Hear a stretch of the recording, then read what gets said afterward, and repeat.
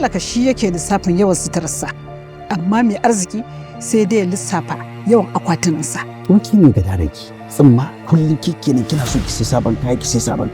Babu wani abu da za ka yi min na ji ba daɗi kamar ka hana ni saka sabon kaya. Ba haka ya kamata ba. Ana zaune gida ɗaya, me zai sa bara ku dinga zama tare kuna harkoki ba? To in tana so a gaisa ba ta san inda ɗaki na yake bane ba? Ni zan je ɗakin ki? Ai baki isa ba wallahi. Ba za a nemo mai aikin ba. Wani irin wulakanci ne wannan da cin mutunci. Ki zo ki gaya min in za ki zaman auren nan ki zo ki zaman auren nan. In ba za ki ba ki tafiyan. Na shiga uku na.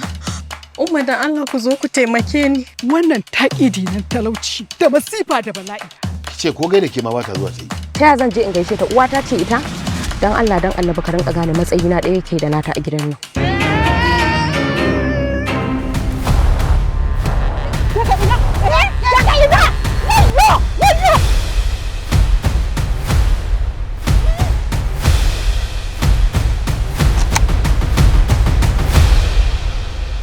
Manyan mata, manyan mata.